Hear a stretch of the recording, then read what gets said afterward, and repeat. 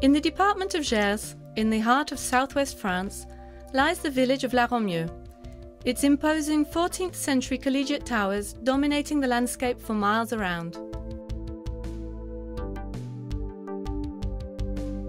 Quite apart from its exceptional cultural heritage, La Romieu is a great place to spend a weekend or a longer holiday with family and friends. The commune welcomes guests with many leisure facilities and provides its inhabitants with an ideal environment in which to live.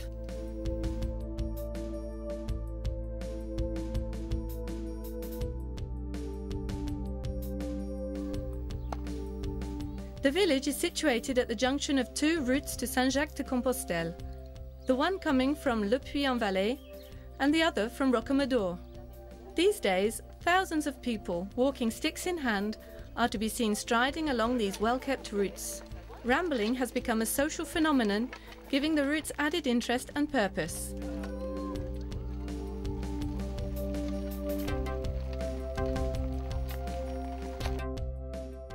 The first port of call on arrival at La Romieu should be the tourist office.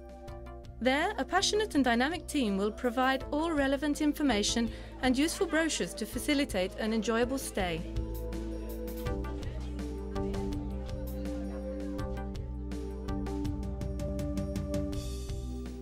In fact, La Romieu offers a variety of possibilities for a stay suited to many tastes. Le Camp de Florence is a quality European campsite with 180 pitches. The staff speak English and Dutch fluently.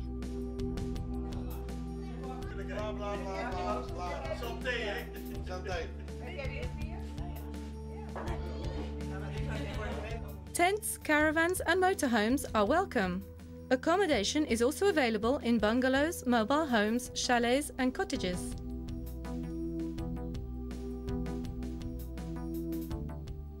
Family activities include a bar, restaurant, recreation area and a splendid swimming pool with jacuzzi and waterfall.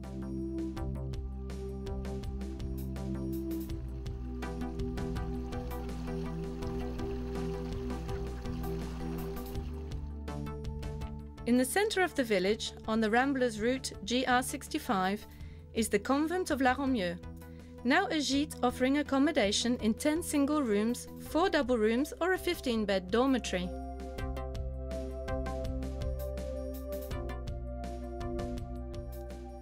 There are also several gîtes and bed and breakfast accommodation at La Romieu.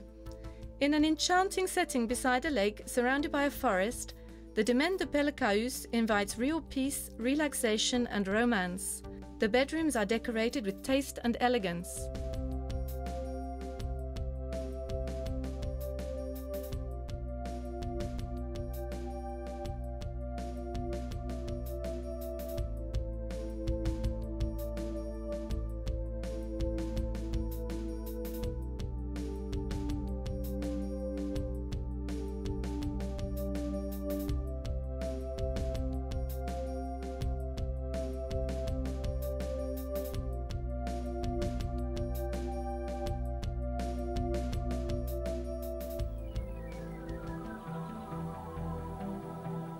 Above all, La Romieu is a jewel of medieval art.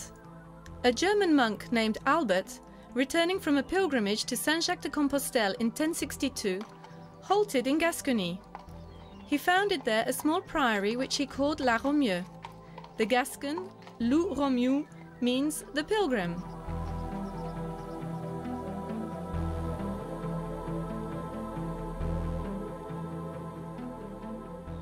People soon settled around the 11th century priory, forming a sauvetie, that is to say, a small town around a religious institution.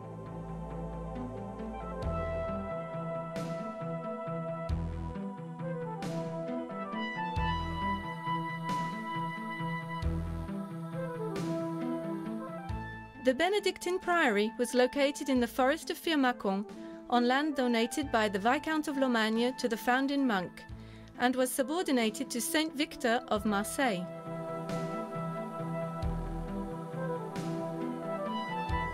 The Charter of May 28, 1082, recounts that Odon, Viscount of Lomagne, and his wife Adelaide solemnly reaffirmed their gift to the pilgrim Albert at the Abbey of Saint Victor of Marseille.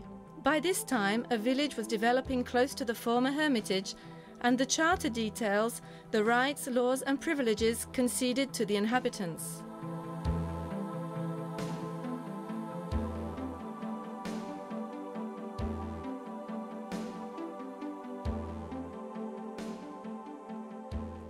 The church of Notre-Dame was built for the use of the priory and stood on what is now the village square of La Romieu, close to the town hall and to the west of the present church.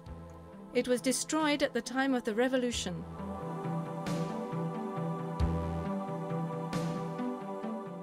As a result of the dispute with the Viscount of Lomagne, on October the 12th, 1258, the abbot of Saint Victor conceded his rights relating to the village of La Romieu in favour of Alphonse de Poitiers. On his death, these rights were transferred, together with the county of Toulouse, to the King of France. Soon after the renunciation by Saint Victor of Marseille of its lordship over the village of La Romieu, the priory itself was sold to Cardinal Arnaud d'Aux, himself a native of the village, having at that time experienced a brilliant ecclesiastical and political career. Around 1312, Arnaud d'Aux bought a piece of land from the magistrates and inhabitants of La Romieu.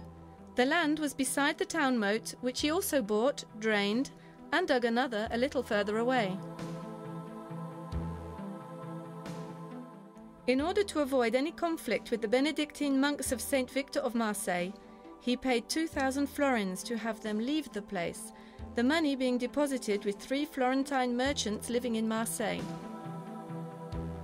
The arrangement was authorized by Pope Jean XXII in a papal bull dated November 22, 1317, in which Notre-Dame de la Romieu was deconsecrated, all spiritual and temporal rights being conferred upon the Church of Saint-Pierre, founded by the Cardinal.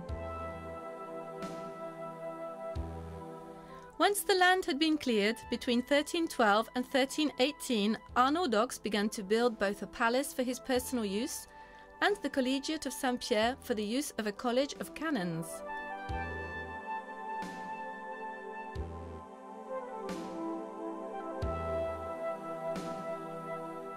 At that time, canons were often given the privilege of using new religious foundations. A collegiate church, probably more so than a monastery, allowed the founder and his heirs to exercise profitable rights of patronage.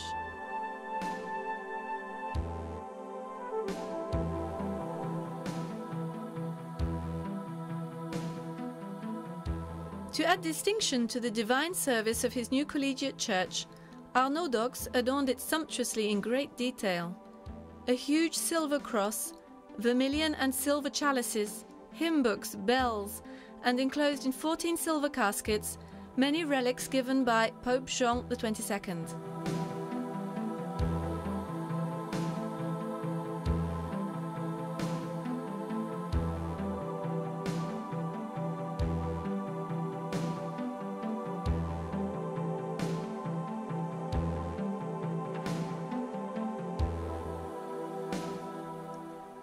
Arnaud d'Aux died about 1321 at Avignon. His body now rests in an alcove within the collegiate church.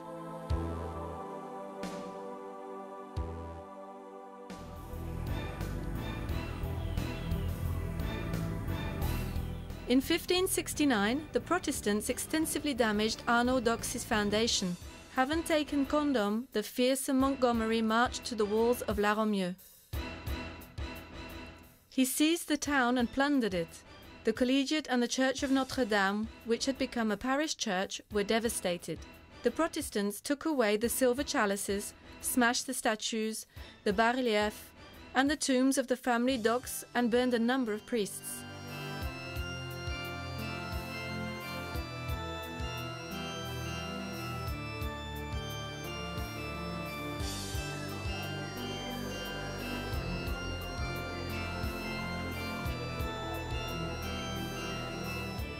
The revolution having caused the disappearance of the chapter, the inhabitants of La Romieu then chose the Church of Saint-Pierre as the parochial church.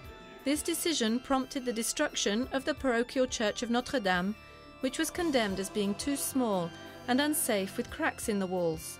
It did, however, allow the collegiate church to be preserved without too much damage to the present day.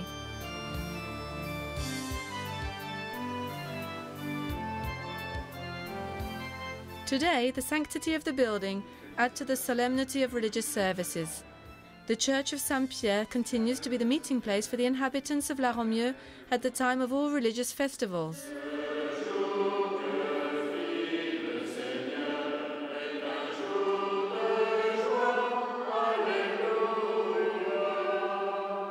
They honour the devotion of the founding monk by their pride in their heritage.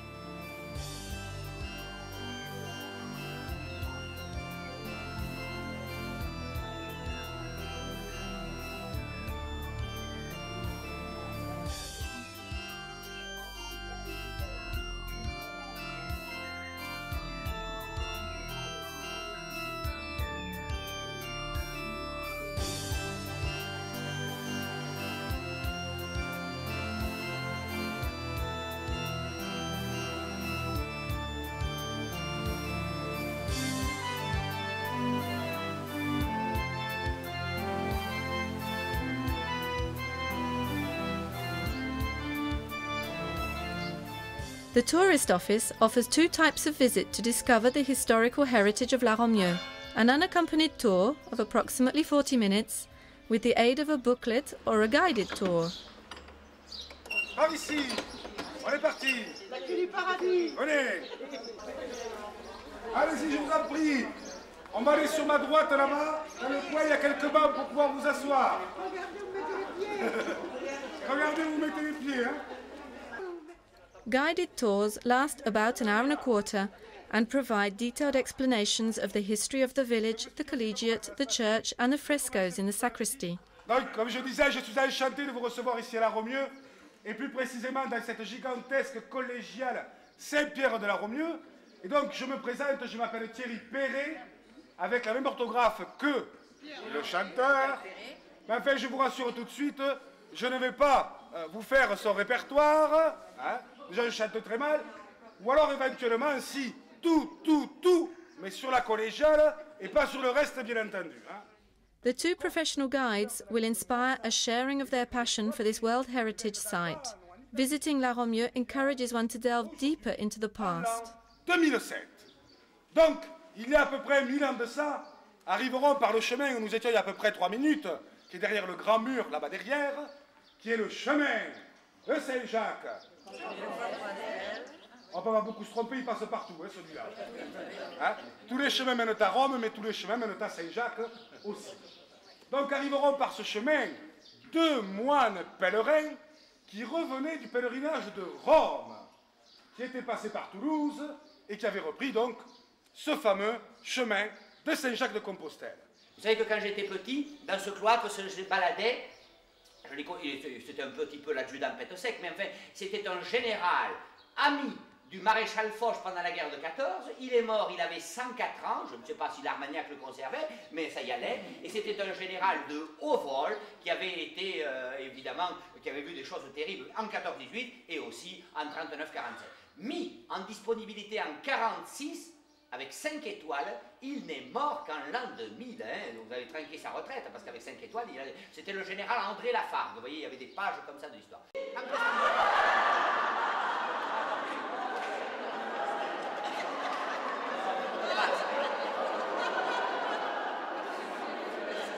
Il est mort au palais des papes d'Avignon.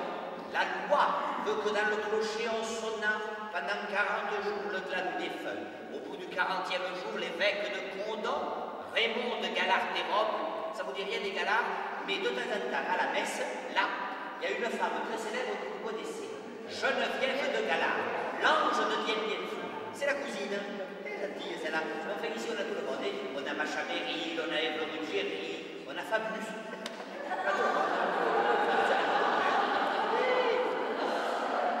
Cette partie n'avait que les bancs de pierre qui permettaient aux pèlerins de Saint-Jacques de Compostelle, aux femmes qui n'avaient pas voix au chapitre d'empêcher de rentrer dans le chœur. Et cette partie était très très obscure. Pourquoi? Aujourd'hui, nous avons une petite tribune de bois. Au Moyen-Âge, elle était en pierre et elle avançait jusqu'à cette colonne. Car ici s'élevait un énorme mur de bois que l'on appelle le jubé et qui empêchait les gens de rentrer dans le chœur. Cette salle fut abîmée par les révolutionnaires qui cherchaient les symboles de la féodalité et de la noblesse. Donc les révolutionnaires ont ôté les blasons qui se trouvaient dans des quadrilobes ici, les blasons, ils les ont grignotés. Et évidemment, ce qui va nous arriver merveilleusement bien conservé, vous le voyez, c'est le plafond. Le plafond avait les anges du jugement dernier, des anges noirs, qui, quand même au Moyen-Âge, ne l'étaient pas. Les visages devenus noirs et les mains et les pieds le sont à cause de quoi? De l'argent qui composait la couleur des visages, des mains et des pieds. Et l'argent, vous le savez, pour votre argenterie, se noircit, s'oxyde avec le temps. Donc il y a ces personnages magnifiques, la vie, la mort, la résurrection, des trompettes, des couronnes et des encensoirs qui ornent la voûte étoilée du plafond.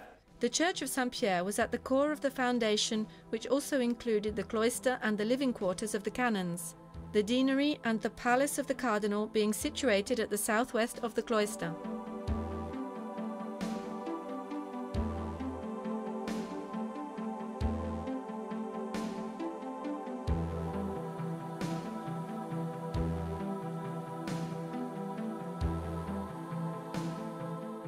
The church was built very rapidly between 1313 and 1318. The plan was that of a large chapel with a single nave, this being sufficient for the exclusive use of the canons. The dimensions set out were not, however, the traditional ones for a single nave. With a total length of 36 metres, the width barely exceeded 9 metres, while the height at the keystone was 15 metres.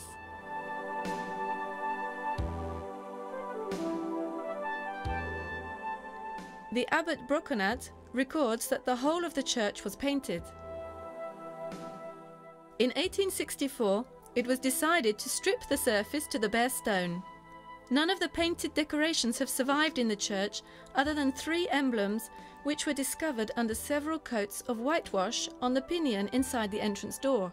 2 of these emblems are identical and carry the arms of the Lords of Ox, patrons of the chapter. They are separated by the emblems of the Lord of Firmacon.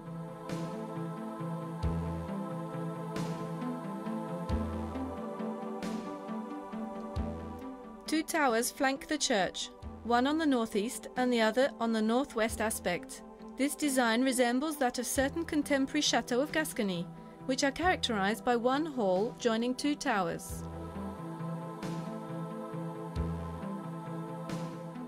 The larger of these 2 towers is that at the east and is of octagonal shape.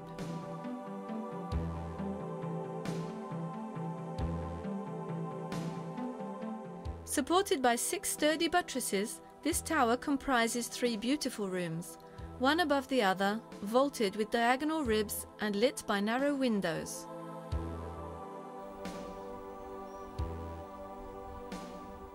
A spiral staircase enclosed within square walls links the 3 stories. Traditionally, the lower room is identified as the sacristy, which purpose it continues to fulfill.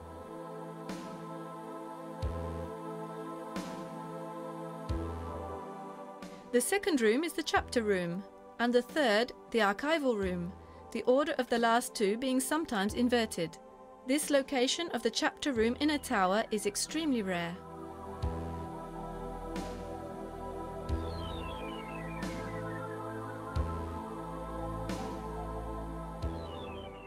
Crowning the whole is a turret pierced on each side by 2 windows of cloverleaf shape, a precursor of the aerial constructions which developed in the upper parts of the fortified chateau of the late 14th century.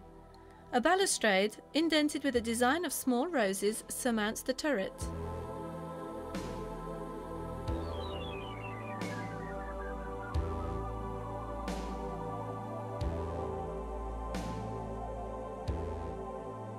The 3 rooms were probably all painted, but only the sacristy has preserved its decor.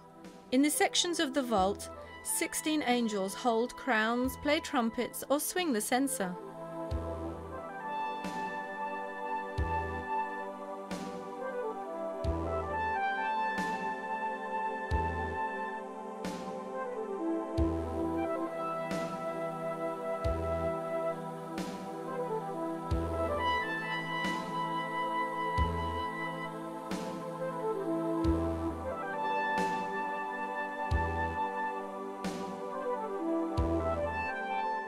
These graceful silhouettes, each with a halo in accordance with the fashion widespread in southwest France in the late 13th and early 14th century, stand out from a white background. On the walls, quadrangular shapes emblazoned with emblems, most of them indistinct, alternate with rows of octagonal shapes. The octagons in the lower rows enclose busts of people, whereas those on the upper parts of the walls contain abstract decorations.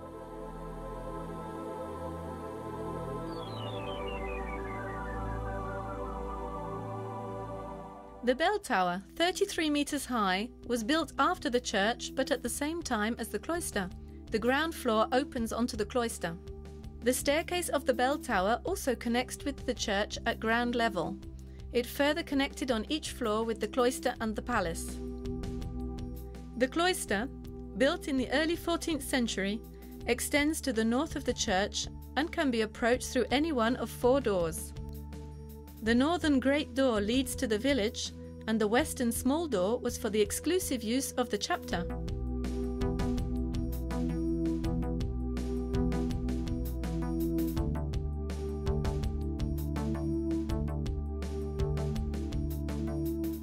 Two doors led to the palace. The south door and a door, now walled up, on the southwest angle of the western gallery. The door which today still opens onto the village square, once also connected with the palace.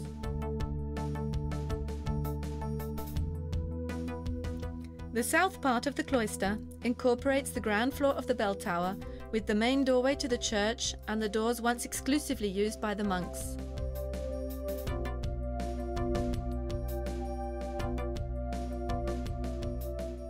This layout arose because the function of the collegiate church was primarily for the use of the clergy.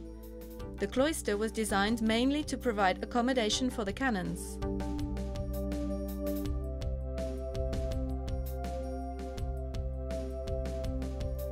The architecture of the arcades is reminiscent of Northern Gothic art. The arch is that of a Gothic window with many stone reinforcements.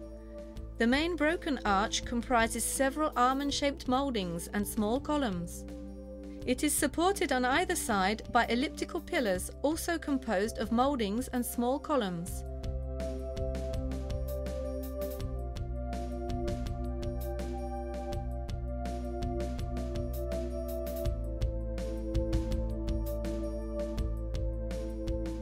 Their capitals are decorated with oak, vine, and ivy leaves intertwined with traces of animals and human figures.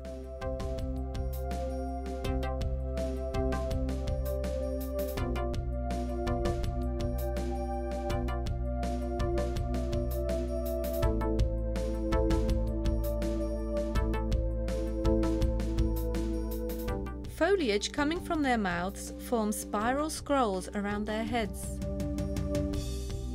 As with the floral decorations, the animals, such as lions, dogs, and winged griffins, are often associated with a human form. The animals are spread over the whole space, whereas the figures are often in a vertical position. The disproportion displayed in figures, head to body or feet to legs, indicates the influence of Romanesque canons.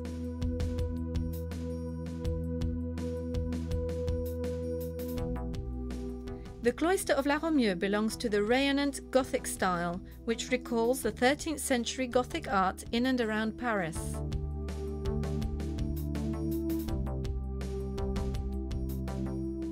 There were once additional stories, probably used for the accommodation of the canons, as suggested by the existence of stone wash basins, partly damaged when the present roof was installed.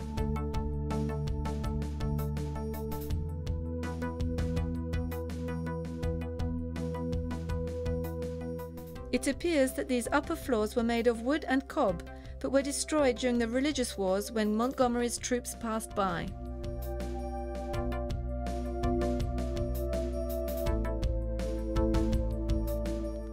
On the northern side of the first story, a wooden gallery permitted access to a large house on the other side of the street. Now walled up, a door with a broken arch can still be seen on this house. This large dwelling was intended for the dean of the community. It extended as far as the moat around the town. Arnaud added a palace to the Collegio. Only a tower and a part of the western wall with its door remain. The whole building encircled one or more central courtyards and encompassed other older buildings.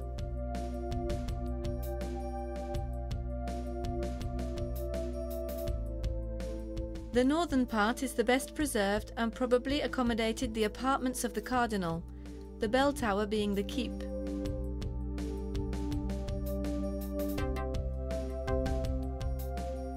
Practically nothing remains of the south wing except some remnants of the enclosing wall and a small tower. Light entered the palace through fine Gothic windows. Today, the enclosed space of the original palace contains several houses of the 16th and 17th centuries having wooden frameworks.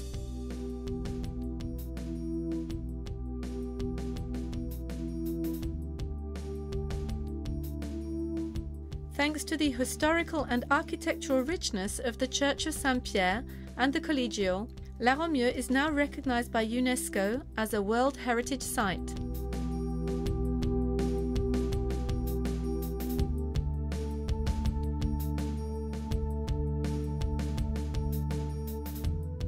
La Romieu still has many half-timbered houses of true medieval style, using wattle and daub construction.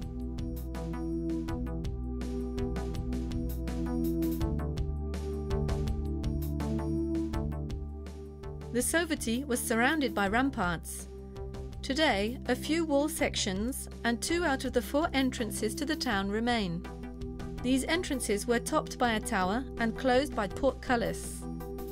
A drawbridge completed the defences when the moat still existed.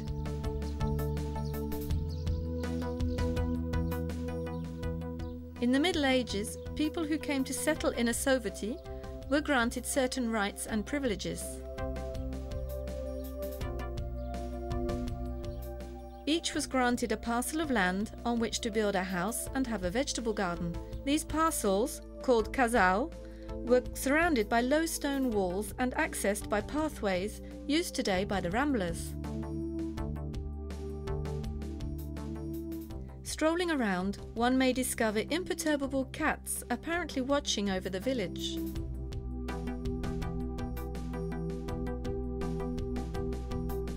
Outside the town, the fountain, probably built in the 13th century, was an important meeting place for women who came here for domestic water. The spring probably determined Monk Albert's choice of the place to found his priory.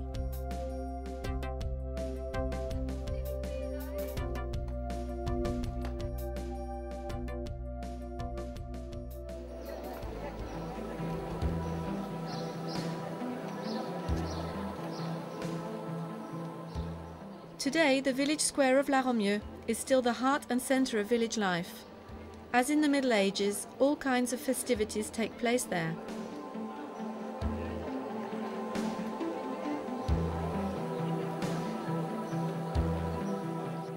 Covered passageways called cornières ran around the square, allowing people to walk sheltered against sun or bad weather. They still exist on 2 sides of the square.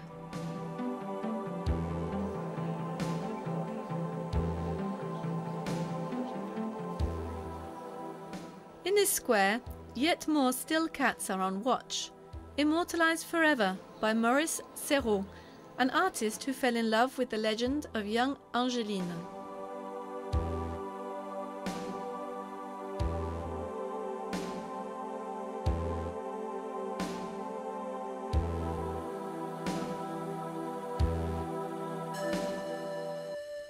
In the year of our Lord, 1338, in a Gascon village called La Romieu, lived a nice young girl called Angeline. At her parents' death, she was taken in by a neighbour. Angeline showed a great affection for cats, and there were always 2 or 3 around her, which at night even slept in her bed. She also often shared her bowl with them.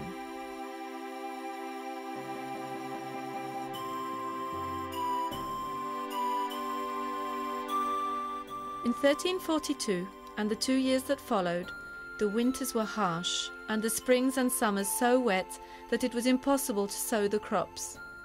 There followed a great famine, and in spite of the distribution of the collegiate reserves by the Lord Arnaud d'Aux, the inhabitants soon had nothing to eat.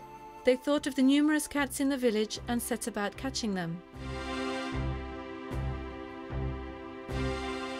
Angeline's adoptive parents, knowing how much she loved hers, allowed her to keep a male and female cat on condition she hid them well, as the neighbours would readily kill them.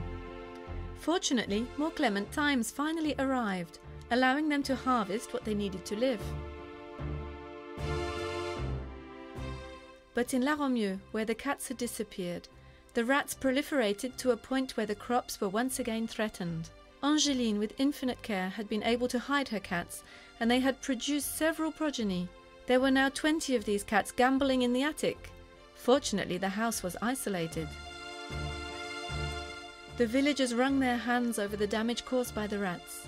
Angeline then announced that she was going to release some 20 cats, which the inhabitants would be able to adopt. The rats rapidly disappeared, and it is thus that Angeline saved La Romieu from another disaster. Today, the cats are still watching, some on tops of walls, others on windowsills in corners of the streets. These works of art are placed there like the clues of a treasure hunt for possible players.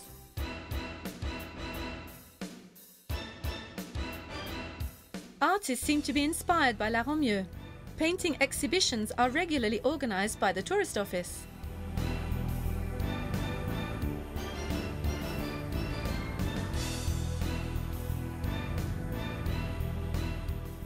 Drama, music, and the bandas also contribute to the culture.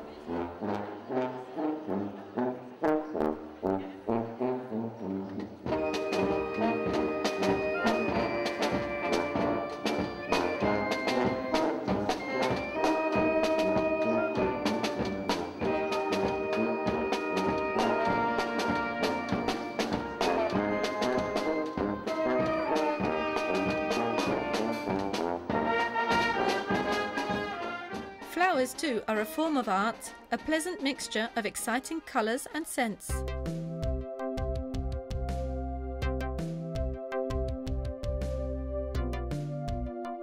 On the edge of the village, close to the Collegio, the 6 hectares of the Corsiana Gardens present an exceptionally beautiful panorama.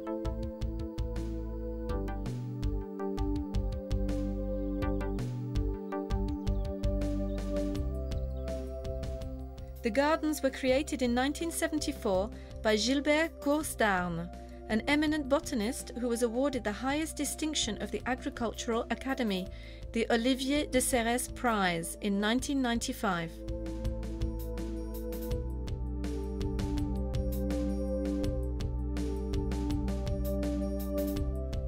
The Arboretum, with its 700 rare species of trees and shrubs collected from the 5 continents, is open to visitors by the present proprietors, Véronique and Arnaud Delannoy.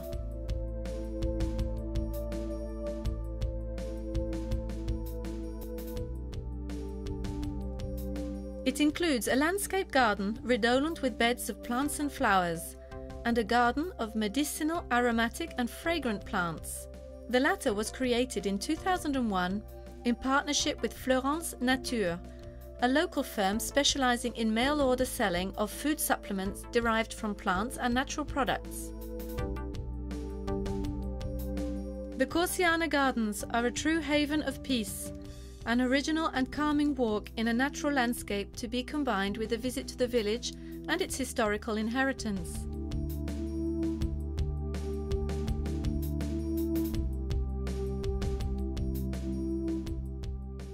In a countryside of shimmering valleys, La Romieu unites tradition and modernity, offering its inhabitants and visitors a quite exceptional living environment.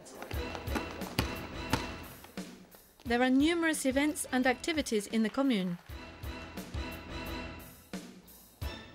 Pétanque, basketball, tennis, gymnastics, rambling, all make it good to be active in La Romieu. If you are a mountain bike enthusiast, there are 3 round trips through the countryside around the village.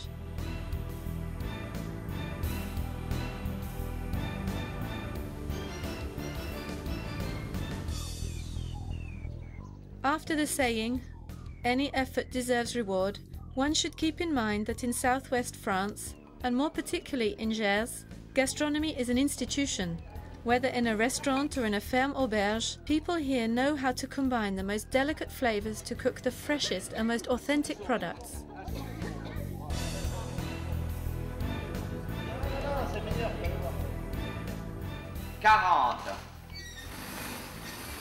Finally, like any self-respecting Gascon village, the commune of La Romieu keeps a deeply established tradition for festivals and traditions. All through the year, bingos are organised in the town hall, and every summer, car boot sales and highly enjoyable festivities bring in crowds of people. For example, one festival, the Fête of the Cats, has evolved from the legend of Angeline and her cats. Over 200 cats of all breeds participate in an international cat show which is judged by a panel of experts.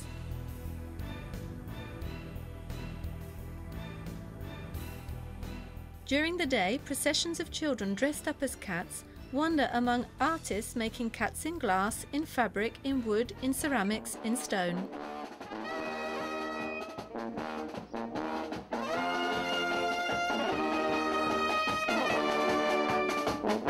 The tradition of festival in southwest France is further demonstrated by the growing reputation of the International Festival of Bands held in Condom annually.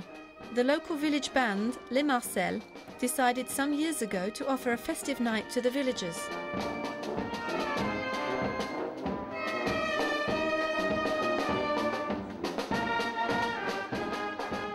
Throughout the night of 13th to 14th of July, several bands from all parts of France play in turns while people have a meal or dance or wander in the streets.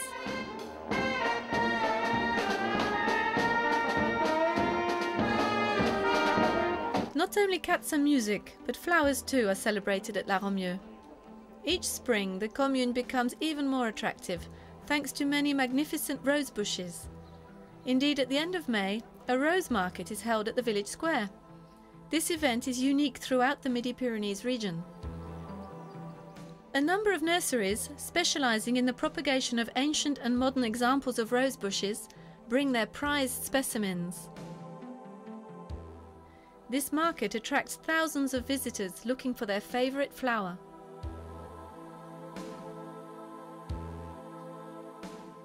There is a veritable carpet of multicoloured flowers which visitors and buyers may see and smell.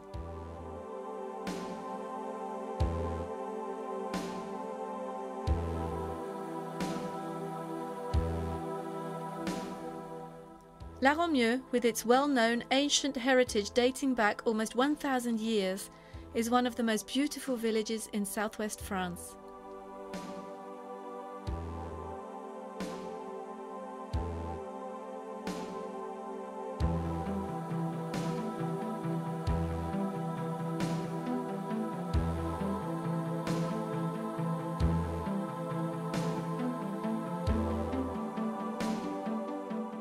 In the heart of Gascony, between the areas of Armagnac and Lomagne, La Romieu is recognized as a staging post for pilgrims and visitors. Visiting La Romieu is essential in trying to understand the Gascon mind.